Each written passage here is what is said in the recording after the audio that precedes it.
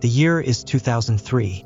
Nigeria is bleeding. Decades of unchecked corruption have hollowed out the state.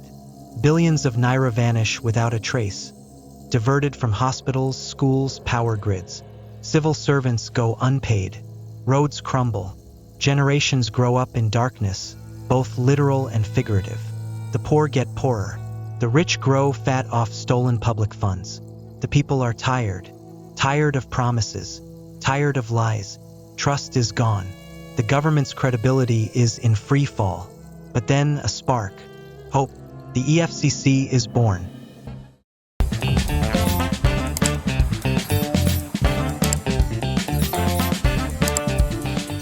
In 2003, Nigeria was at a crossroads. The country had earned a global reputation for systemic corruption, internet fraud, and money laundering. International pressure was mounting, especially from the Financial Action Task Force, FATF, which threatened to blacklist Nigeria. The response?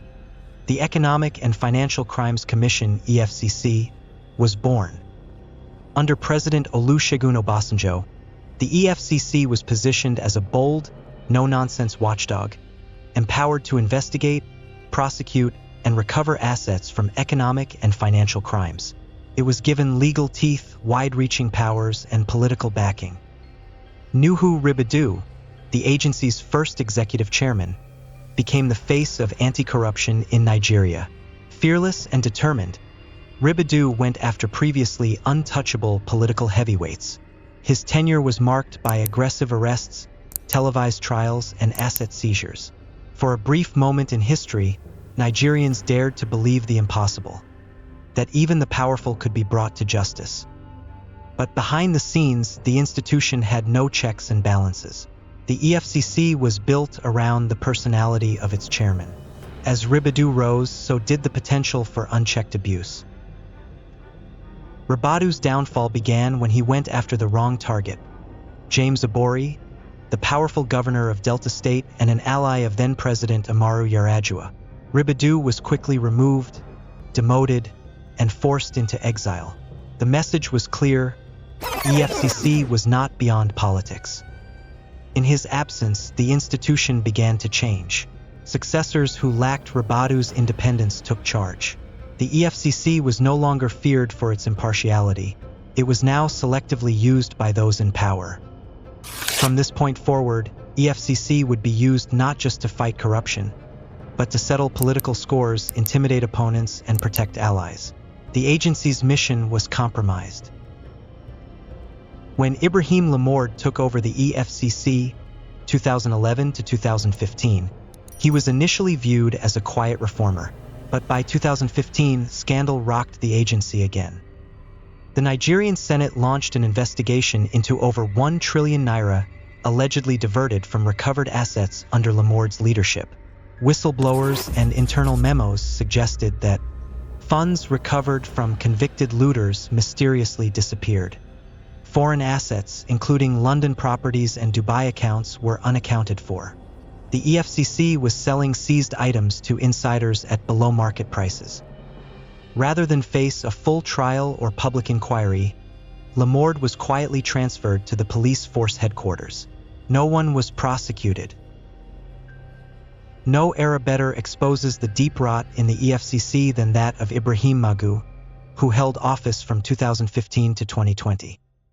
Despite never being confirmed by the Nigerian Senate, due to damning security reports from the DSS, Magu remained in power for 5 years. He became the longest-serving EFCC chairman, wielding enormous influence under President Muhammadu Buhari, whose government promised to fight corruption without fear or favor. But by 2020, Magu's empire collapsed. A presidential panel, led by Justice Ayo Salami, accused Magu of diversion of 550 billion naira in recovered funds, relooting assets previously recovered from corrupt officials. Corruption of internal staff. Some EFCC officials were accused of demanding bribes and extorting suspects.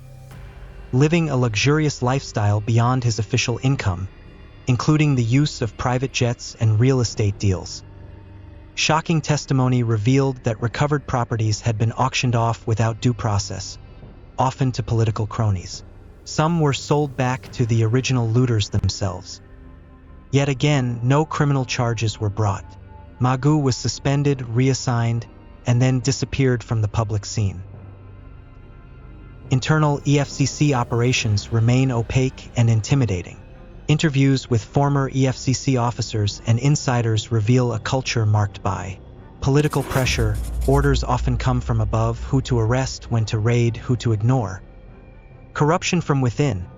Some EFCC officials use the institution to run side businesses, including extorting suspects for settlements to avoid prosecution.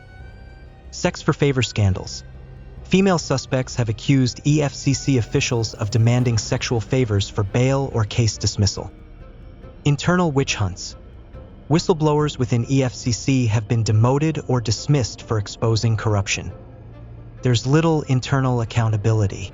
Audits are often ignored. Whistleblower protections are weak or non-existent. With the big fish protected, the EFCC increasingly turns its attention to internet fraudsters, or Yahoo Boys. Raids on hotels, lounges, and student hostels have become common. Operatives arrest youths en masse, often without warrants, using vague profiles like use of iPhones, tattoos or dreadlocks, possession of luxury items. Social media is flooded with photos of suspects in EFCC custody, many later found innocent. The agency has been accused of profiling, illegal detention, and torture. In some cases, EFCC officers reportedly negotiate settlements with suspects in exchange for cash or confiscated items, bypassing courts entirely. The EFCC's most mysterious failure lies in asset recovery. Despite claiming to have recovered over 1 trillion naira and hundreds of luxury properties, there is no public database of assets seized or auctioned. Transparency is lacking. Who gets the properties? What happens to the funds? Successive audits reveal that records are missing or forged. Properties are sometimes resold back to the original looters or to politically connected bidders. In 2023, a civil society group filed a Freedom of Information (FOI) request to know the status of assets recovered in the last 5 years. The EFCC declined to respond. In 2023, President Bola Tinubu appointed Ola Olukoide, a lawyer and pastor, as the new EFCC chairman. His appointment was controversial. He had no prior police or military background and had worked under Magu. Olukoide promised reforms, streamlining prosecutions, curbing excesses, building public trust, but his credibility is shaky. Many see him as a recycled insider, not a reformer. Under his tenure, the EFCC has intensified the war on Yahoo Boys, but major political and corporate looters remain untouched. Under President Bola Ahmed Tinubu, concerns about corruption within the Economic and Financial Crimes Commission, EFCC, have come under scrutiny, especially regarding the integrity of the agency's leadership and the politicization of its operations. President Tinubu suspended Bawa over allegations of abuse of office and corruption. This decision came shortly after the suspension of the central bank governor, Godwin Emefiele, raising suspicions of a purge of officials associated with the Buhari administration. Bawa was appointed EFCC chairman by President Buhari in 2021, becoming the youngest person to hold the post. He pledged reform and transparency, but quickly faced criticism over alleged selective justice and internal misconduct. Suspended in June 2023 by President Tinubu for abuse of office.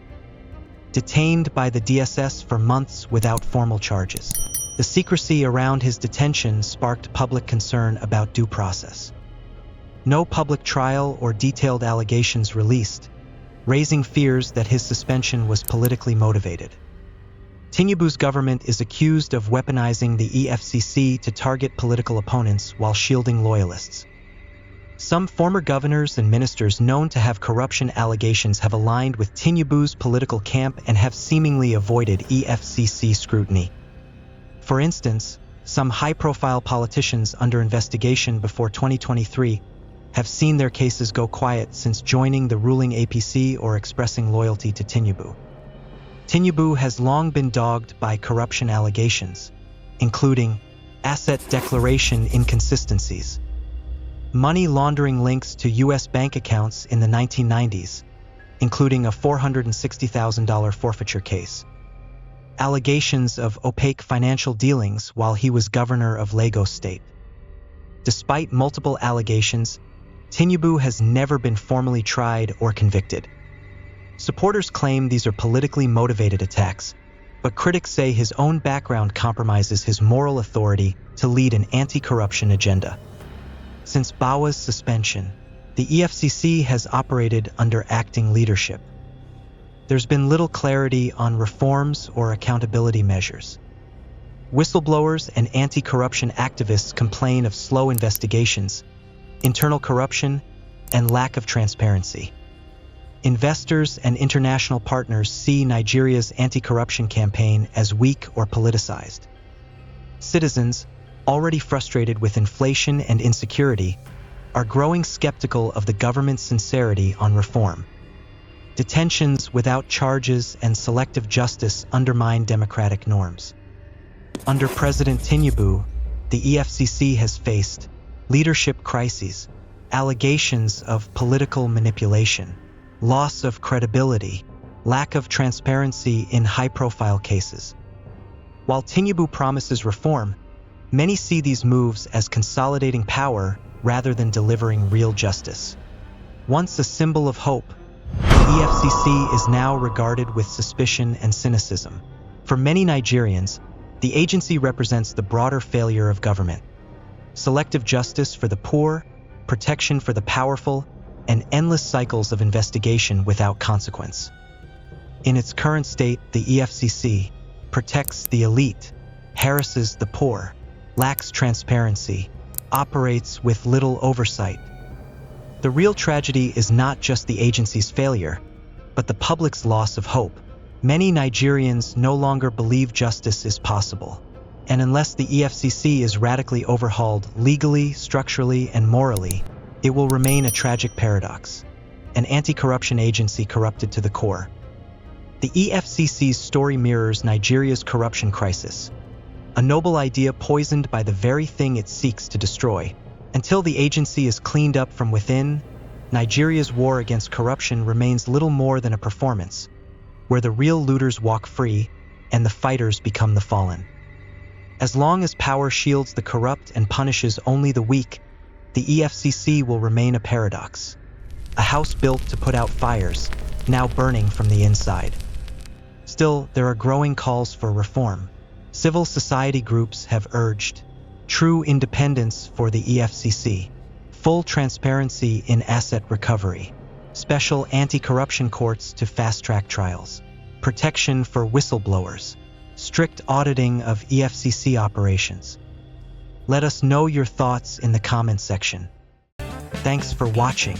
Don't forget to like, comment, and subscribe to my channel.